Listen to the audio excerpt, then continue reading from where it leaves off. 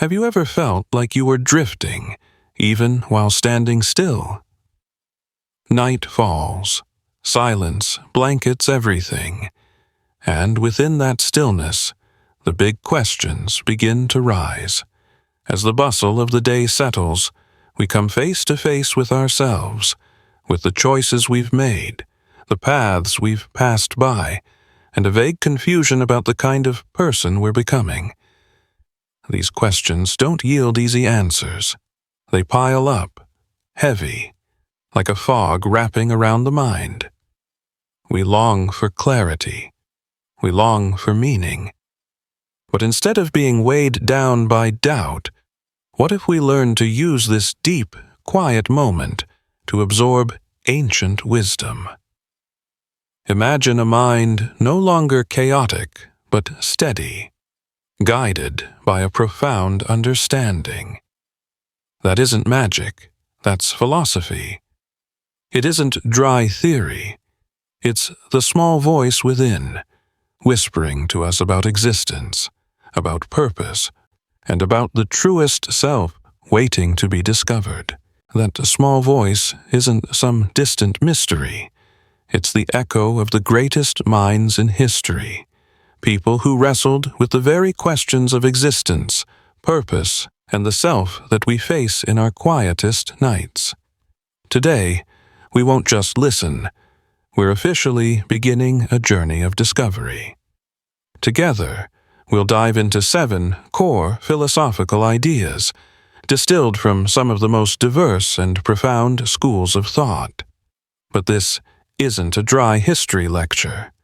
This is a journey designed not just to understand, but, more importantly, to apply. Our goal is to take these ancient gems of wisdom and wield them as sharp tools to transform our real, everyday lives. In the modern world, we're drowning in an ocean of information while desperately thirsting for a single drop of wisdom. Amid non-stop noise and confusion, we feel unmoored. In this chaotic landscape, applied philosophy is no longer a luxury. It becomes the compass, the most powerful instrument to help us reclaim control. Not control over the external world, but mastery of the inner world, the only place where true peace and strength exist. In this video, we will journey through 7 landscapes of thought. We'll confront the iron discipline of Stoicism, explore Nietzsche's will to power, and learn to question ourselves through Socratic questioning. We'll seek perfect balance in Aristotle's golden mean, face the burden of freedom and existential responsibility in existentialism, practice letting go with the principle of Buddhist Non-Attachment, and finally, reach toward the noble ideals of truth, goodness, beauty in Plato. These ideas weren't chosen at random. They were carefully selected for their practicality and their extraordinary power to drive steady, enduring personal growth. To truly grasp the power of the 7 ideas we're about to explore, we need to look back to where they were born. These ideas weren't forged in comfort. They are answers tempered by adversity, distilled from some of the most chaotic eras in human history. This tapestry of wisdom was woven by many civilizations. Our journey begins in the bustling squares of ancient Greece and Rome, a period roiling with wars and political upheaval. There, Zeno, Epictetus, Seneca, and the great philosopher Emperor Marcus Aurelius developed Stoicism. It wasn't an academic exercise. It was a psychological survival kit, an effort to build an inner fortress when the outer world seemed to be collapsing. In that same era, Socrates, Plato, and Aristotle laid the foundations of Western thought, not by preaching answers, but by asking the right questions. Moving eastward, within a completely different cultural landscape, the Buddha looked deeply into the nature of existence and discovered that the root of all suffering is attachment, the desperate effort to cling to what is inherently impermanent. The principle of Buddhist non-attachment wasn't born from a logical debate in Athens, but from profound contemplation of the mind and reality. Centuries later, as Europe lay in the ashes of world wars and the collapse of traditional values, existentialism arose. Thinkers like Jean-Paul Sartre and Albert Camus had the courage to face a seemingly silent universe and declare that life has no pre-given meaning. We must create meaning for ourselves. The burden of freedom and existential responsibility became central to the human experience. And in that same epoch, Nietzsche, through the concept of the will to power, challenged us to rise above mediocrity, not to dominate others, but to overcome ourselves. Though separated by thousands of years and miles, these ideas share a common purpose. They are practical answers to the greatest question of all: how do we live a meaningful life? They are not dusty relics in a museum. They are works, books, and teachings written in the ink of lived experience. And today, we are going to open that toolbox. Our journey begins with one of the most enduring pillars of applied thought, a system that has lasted for millennia and still holds its power in the modern world: Stoicism. The first and most foundational idea we'll explore is the art of discernment, or what we often call the Stoic art of indifference. Please don't misunderstand this term.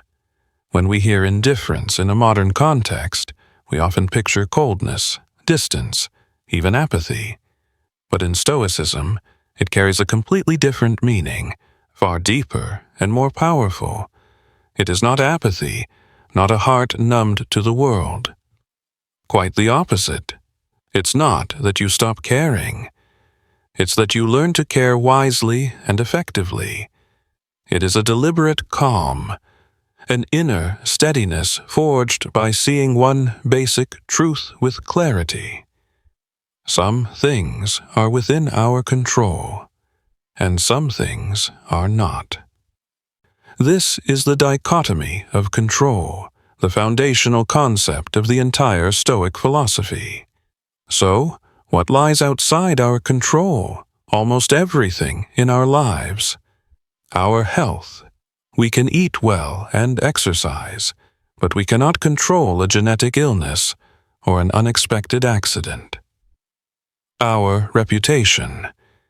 We can act with integrity, but we cannot control what others say or how they judge us. The past is unchangeable. The future is uncertain. The actions, thoughts, and emotions of other people are all beyond our absolute control. Even the outcomes of our own efforts do not fully belong to us. And what do we truly control? The great Stoic philosophers, from Epictetus, once a slave, to Marcus Aurelius, an emperor, offer a surprisingly short list. Our attitude, our mindset, our judgments, our choices, and our actions. That's it.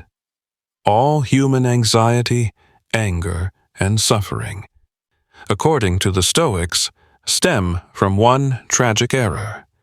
We stake our happiness on things we cannot control. We stubbornly wish for others to love us, for the market to rise, for our bodies never to age. When reality doesn't comply, we collapse. We waste our precious energy resisting what is. This principle invites us to make a radical shift of energy, withdraw our preoccupation from chaotic externals, and focus the full power of our will on the inner fortress, the only domain we truly command. Epictetus, in the Enchiridion, opens with a decisive declaration. Some things are up to us, and some things are not up to us.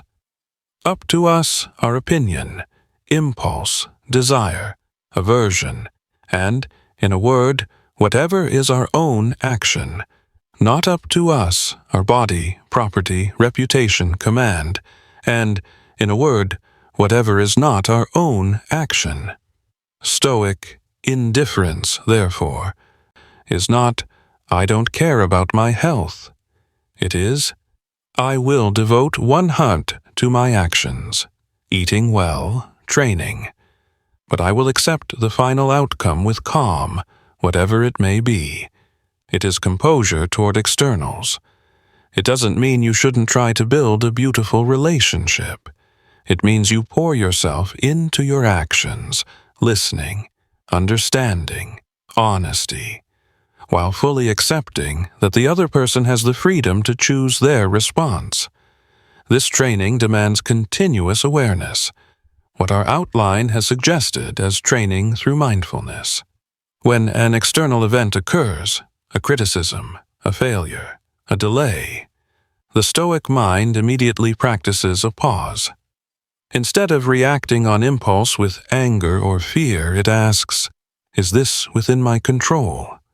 If the answer is no, we practice acceptance. If the answer is yes, or partly, we focus all our energy on action, and this does not lead to passivity.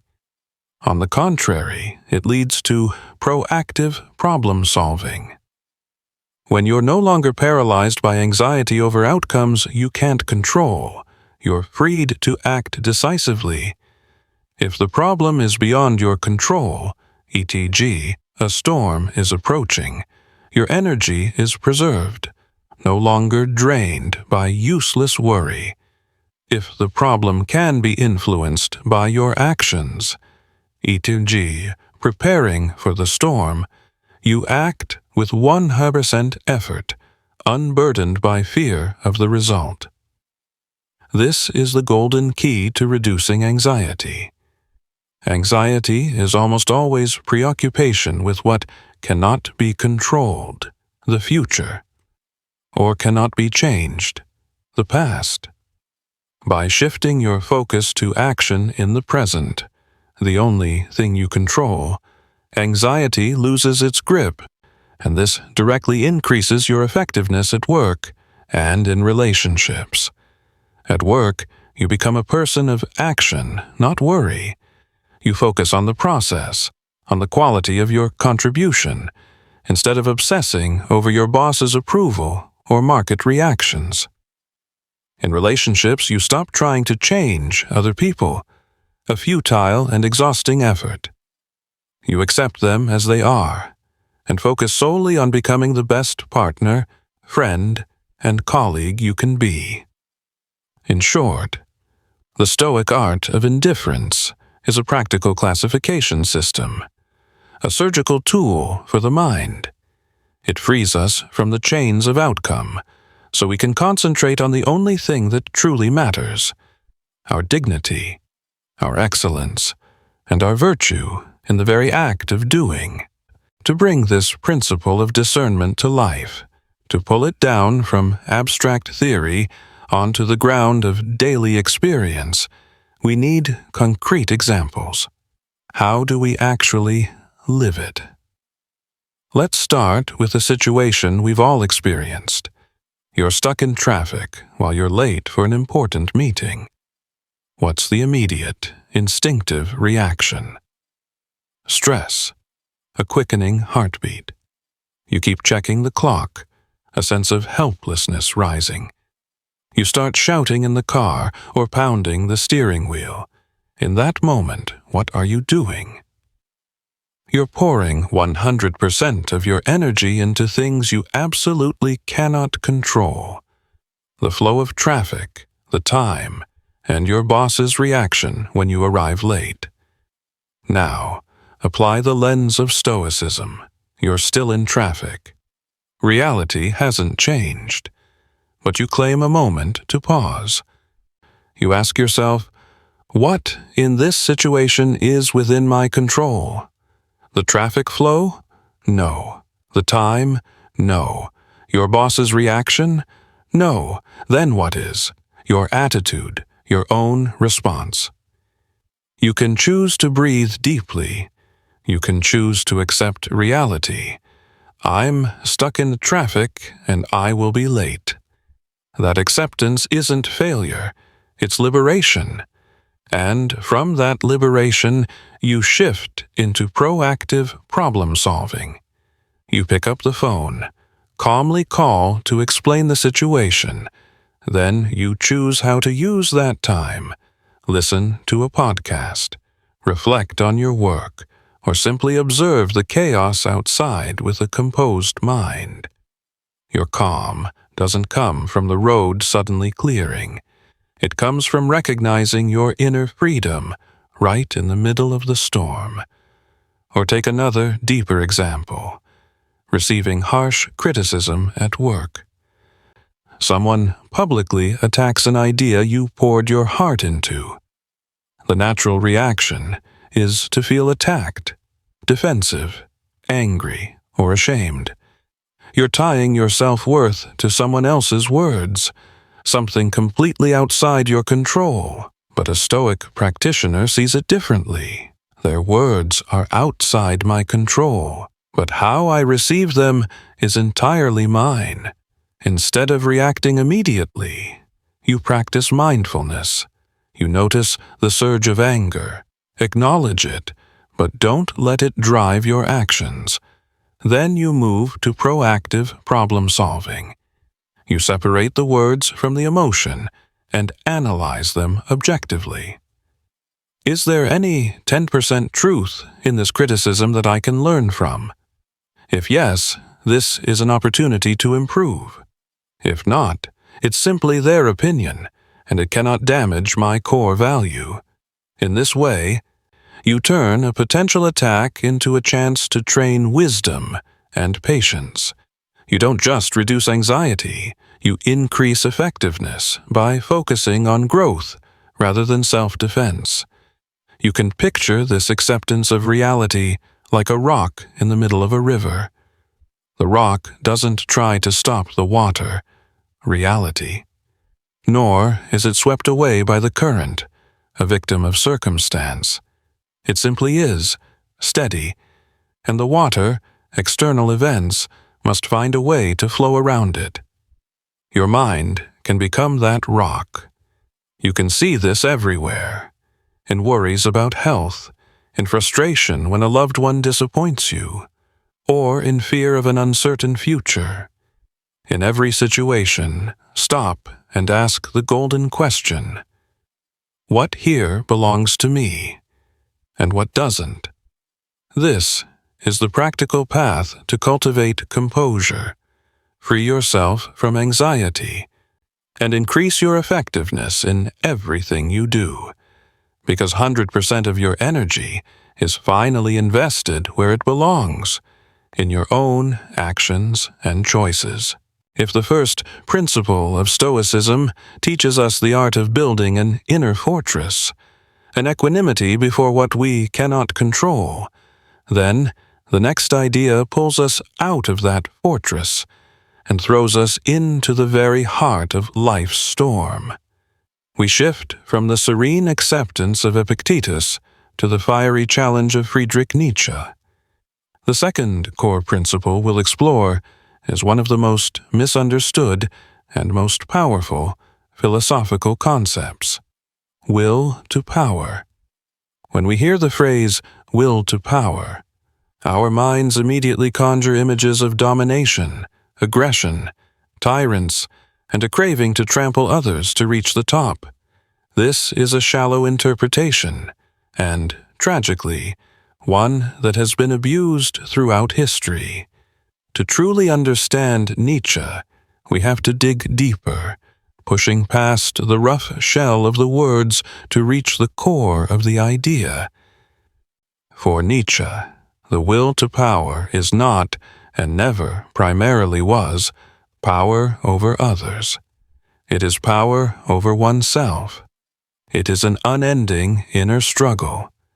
In its noblest form, the will to power is the will to surpass oneself. It is a fundamental life drive, an impulse present in every living being, not merely to exist, but to develop, to expand, to assert itself, and to become more than its current version. If Stoicism asks, "How do I endure?" Nietzsche asks, "How do I use that endurance to become greater?" This leads us straight to his immortal maxim, "What does not kill me makes me stronger." This is not just a motivational slogan. It is the operating mechanism of the will to power. Nietzsche believed that life is not a quest for comfort or happiness. Happiness to him is a shallow state, a kind of rest that dulls potential. Life, instead, is a continual process of confronting resistance, adversity, pain, failure. These are not the universe's mistakes or punishments. They are the necessary conditions for growth. They are the catalysts. Just as a muscle only develops when it is torn and pressured, the human spirit grows strong only when it wrestles with difficulty. The will to power is the inner instinct that recognizes this. It is the desire not only to accept challenges, but to seek them out as nourishment. So, how do we apply this? First, it demands that we completely redefine our relationship with passion. We're often told to follow your passion. But Nietzsche would say, passion is not a rose-strewn path. Real passion always comes with immense resistance. The will to power shows up as pursuing passion with sober ambition. It's the sobriety to know the road will be painful and to choose it anyway. If you're an artist, it is the will to face the blank canvas. If you're an entrepreneur, it is the will to face the risk of bankruptcy. Second, it redefines the meaning of failure. In a culture obsessed with success, failure is treated like a full stop. But through the lens of the will to power, failure is simply another form of resistance. It is reality's feedback, an opportunity to temper yourself, to learn, and to strike the problem again from a smarter angle. Those who live by the will to power do not fear failure. They fear stagnation. However, right here we must confront the delicate boundary of this philosophy. Our outline has warned us rightly about balance. The energy of the will to power is a flame. It can light the path to extraordinary creation, or it can burn you and those around you to ashes. This is why the emphasis on surpassing oneself is paramount. When this flame is not governed by self-discipline, it turns into reckless ambition or a desire to crush others. The truly strong person, in Nietzsche's view, is the one who has conquered their inner demons, laziness, cowardice, envy, and their own complacency. They have no need to dominate others, because they have mastered themselves. By contrast, the tyrant, the one who seeks to impose their will on others, is often the weakest, the one who has failed the inner war, and now seeks external confirmation of power. Thus, the will to power is not a license for cruelty. It is a call to the highest level of personal responsibility. It is sober ambition, an ambition that fully recognizes its strength but directs it toward creating, building, and forging oneself into a work of art, rather than destroying.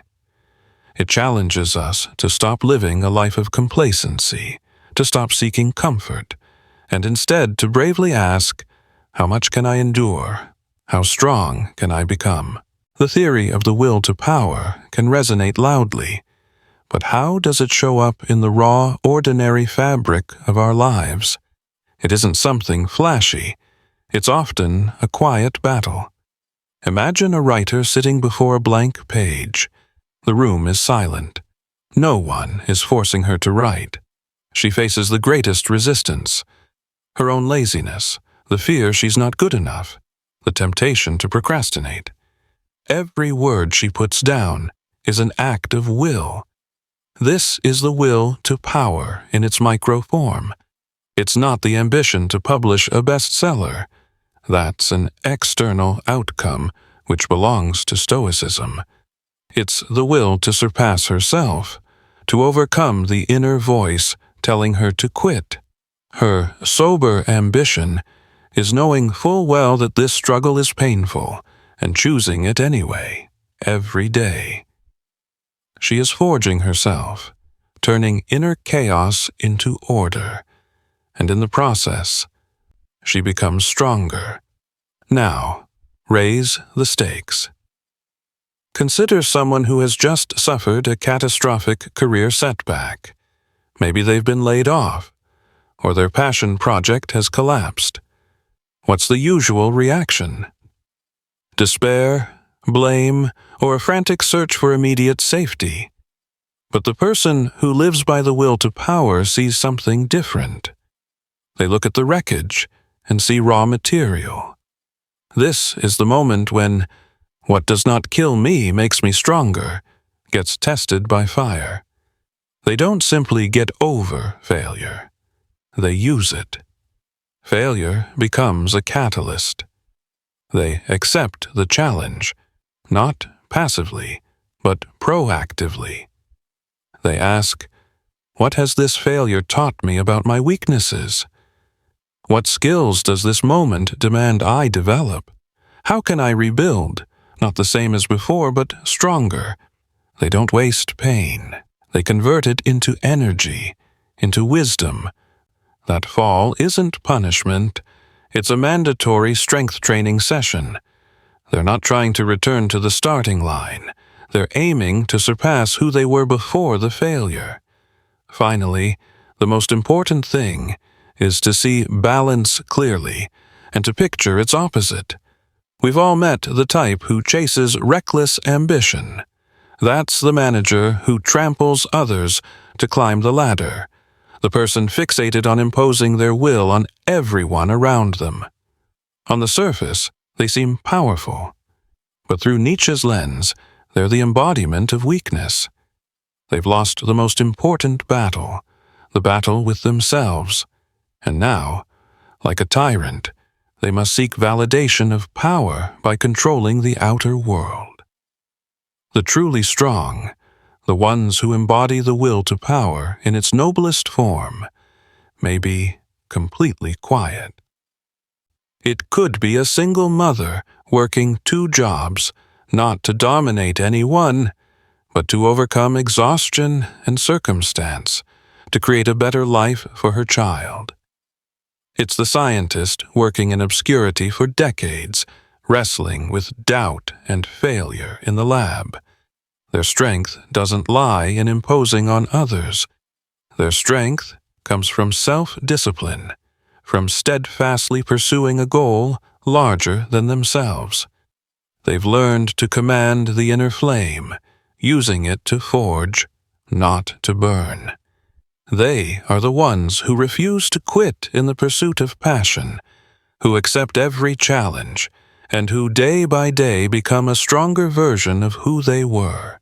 If Stoicism teaches us how to build an inner fortress before reality, and Nietzsche's will to power hands us the flame to actively overcome adversity, then the third idea gives us the most essential tool, an inner compass. How do we know we're facing the right challenges? How do we know the strength we're forging isn't just a sophisticated illusion? We step into the domain of one of the greatest thinkers, the teacher of Plato, Socrates. Our third core principle is Socratic questioning. This is a fundamental shift. We move from Nietzsche's explosive affirmations to Socrates' quiet yet no less radical self-inquiry. At the heart of this philosophy lies an immortal declaration, a warning that echoes through thousands of years. A life unexamined is not worth living. The original Greek, as told by Plato, is, "The unexamined life is not worth living." What is Socrates saying here? He's saying that a life lived by habit, a life run on autopilot, a life where we accept beliefs, assumptions, and values without ever pausing to interrogate them, is, essentially, no different from a vegetative existence. We may be breathing, eating, working, but we are not truly living. We are ships without a captain, drifting with the currents of culture, family expectations, and social pressure. Socratic questioning is the act of taking the helm. It is a disciplined method of constructive doubt. It is not doubt for the sake of destruction, but doubt in service of clarity. It is a mental surgery we perform on ourselves. Why must we do this? Because, as Socrates courageously declared, true wisdom does not begin with answers. It begins with recognizing the limits of our own understanding. This is the Socratic paradox. I know that I know nothing. In a self-satisfied Athens, where people were certain of their knowledge about courage, justice, or love, Socrates played the gadfly, circling and pricking them with questions, revealing that their seemingly solid convictions were, in fact, flimsy assumptions. This method cultivates a virtue that has become incredibly scarce in the modern world: intellectual humility. We live in an age of instant answers, hot takes, and total polarization. We cling to our opinions as if they were part of our identity. Socratic questioning asks us to do the opposite, to separate the self from our beliefs and lay those beliefs on the table for examination. The method operates through a series of simple yet profound probing questions.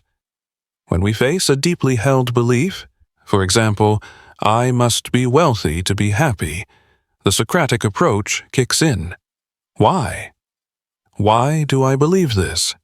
What is the origin of this belief? Is it because I saw my parents struggle? Because advertising told me so? Or did I reason it out for myself? What evidence? What real evidence do I have that all wealthy people are happy and all non-wealthy people are unhappy? This question strikes directly at our biases. Is there another perspective? What would a Stoic say? What would a Buddhist monk say? What would someone who gave up wealth to serve others say? This forces us out of our own box to consider other possibilities. This is not a dry intellectual exercise. It has immense emotional application. Apply it to fear. I'm afraid of failing. Why? Because others will look down on me. What evidence is there that their judgment will destroy me? What's another perspective? Perhaps failure is an opportunity to learn, as Nietzsche suggests. By continuously examining our lives, we begin a process of liberation. We peel away the layers of societal expectation to find the authentic core within. We stop living other people's lives and begin designing our own. It fosters an open dialogue not only with others but, more importantly, with ourselves. It is a journey that can be frightening because it asks us to relinquish the comfort of ready-made answers, but it is the only path to an authentic life, a life worth living. How do we bring the method of Socratic questioning into our own lives? How do we truly examine life when everything inside and outside us seems to resist that self-inquiry? The answer lies in disciplined application of the trio of questions we've discussed. Why? What evidence? And is there another perspective? We'll use these surgical instruments to examine the three most common places where an unexamined life tends to hide: our fears, our biases, and our social interactions. First, consider fear. We all have ingrained fears: fear of failure, fear of rejection, fear of not being good enough. These fears often control us from the shadows. Suppose you have an intense fear of public speaking. The unexamined response is to avoid every opportunity, accepting it as a fixed truth. I'm not a public speaker. But the Socratic method forces you to turn on the light. You begin to question yourself. Why am I afraid of this? Perhaps the answer is, because I'm afraid people will laugh at me. Next question. What evidence is there that they will laugh? Have you actually seen them mock others? Or is this just a worst-case scenario your mind is imagining? What evidence is there that even if you stumble over your words, the consequences will be the total ruin you fear? And finally, is there another perspective? Could this be an opportunity to train courage, a Stoic virtue? Could it be that the audience actually wants you to succeed? Could a little failure be the best way to learn? This process doesn't make fear vanish instantly, but it strips fear of its illusory power. It replaces an absolute "I can't" with a constructive question: how can I try? Next, apply it to biases. We all carry prejudices, snap assumptions about people and the world, formed by upbringing, culture, and personal experience. This is the very essence of an unexamined life.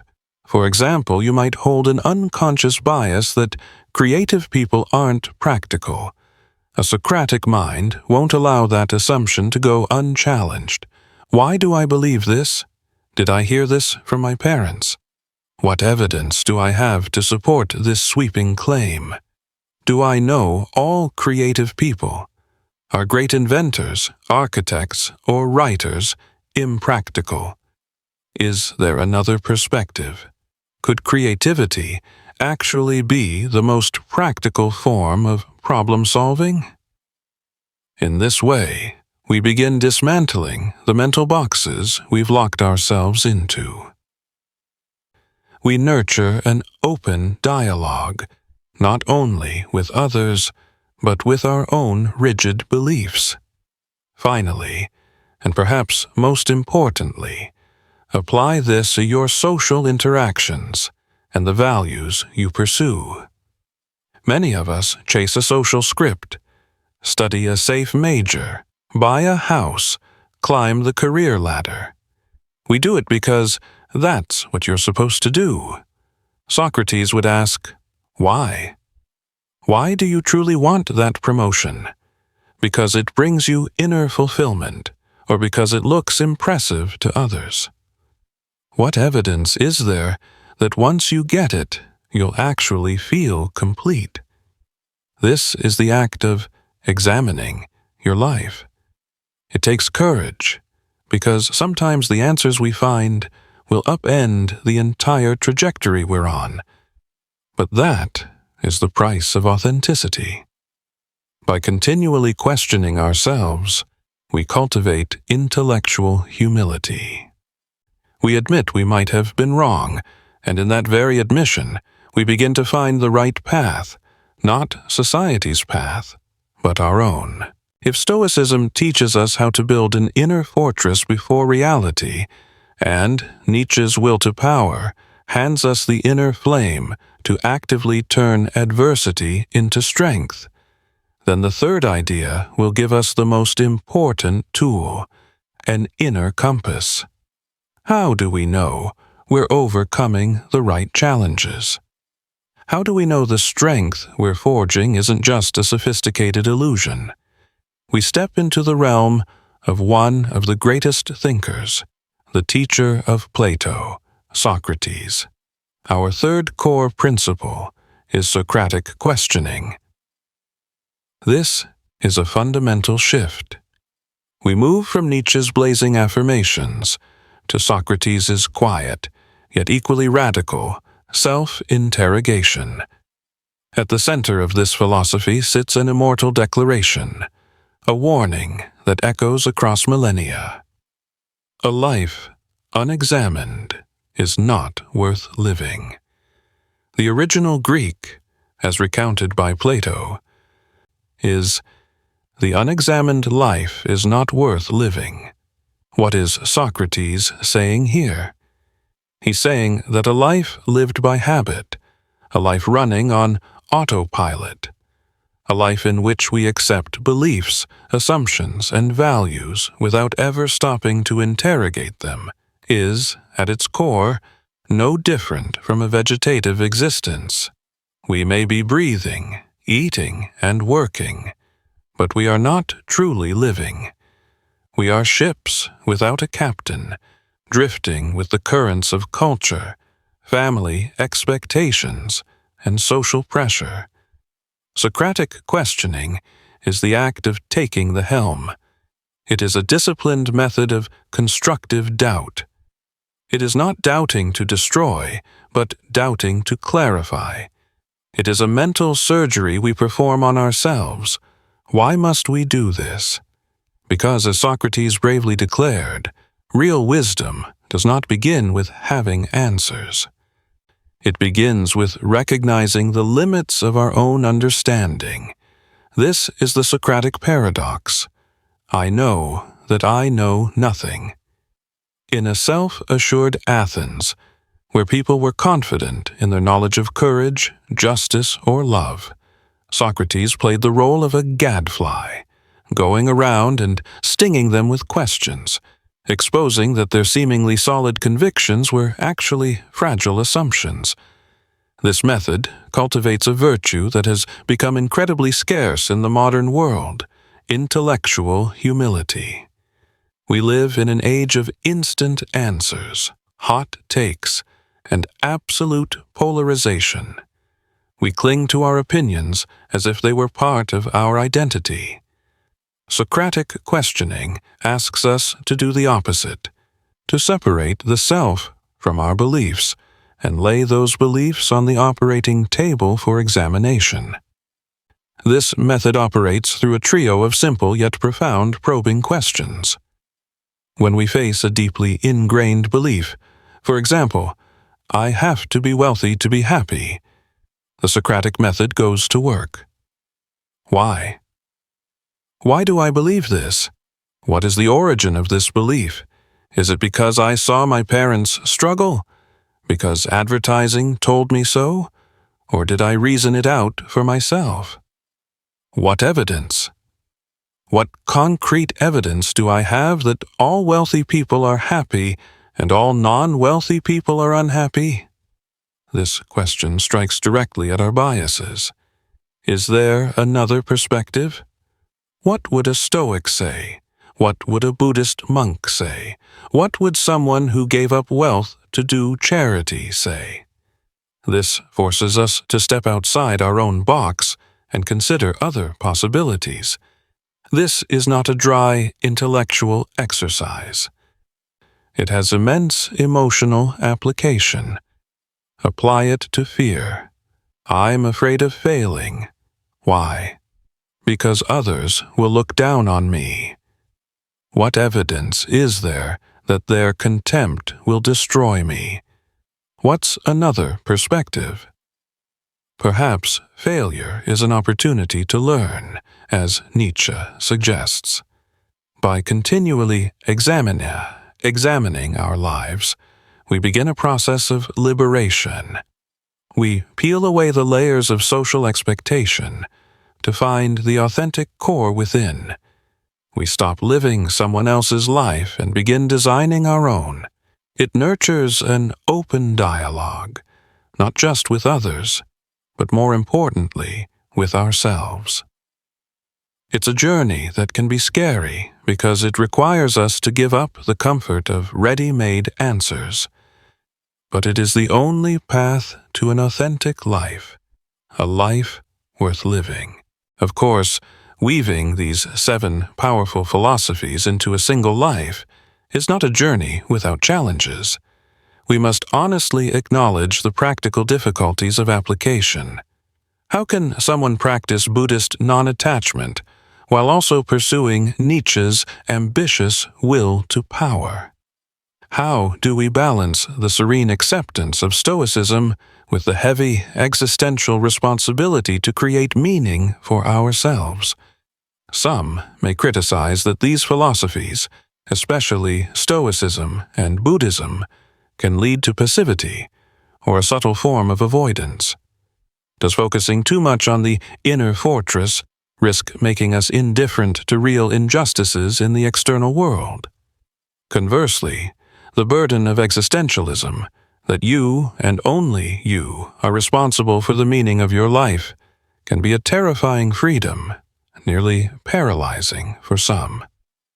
While these schools dive deeply into personal and inner transformation, other viewpoints, such as collectivist thought or social activism, emphasize that real change must come from reshaping external systems, not merely individual mindset.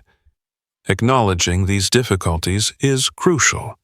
These ideas are not cure-alls, they are tools. Their value doesn't lie in absolute adherence, but in the creative tension they generate, forcing us to continually examine life and discover our own unique balance. Through this journey of exploring 7 great ideas, we've seen that wisdom isn't something you stumble upon. It's something you forge. From the inner fortress of Stoicism, the flame of the will to power, and the relentless self-inquiry of Socratic questioning, to the delicate balance of Aristotle's golden mean, the burden of freedom in existentialism, the liberation of Buddhist non-attachment, and the ideals of Plato, we recognize an important truth. Philosophy doesn't give us quick answers. It isn't an instant painkiller for long, sleepless nights. Instead, it hands us a set of practical tools, instruments to dissect, build, and sculpt ourselves. The final message isn't a conclusion, it's an invitation. It's a courageous invitation to look within, to stop running from stillness, and to begin questioning the assumptions that have quietly directed your life. It's a call to actively take part in shaping your life, not as a victim of circumstance, but as an artist of existence. Don't try to change everything in a single day. Simply carry classical wisdom into your daily choices.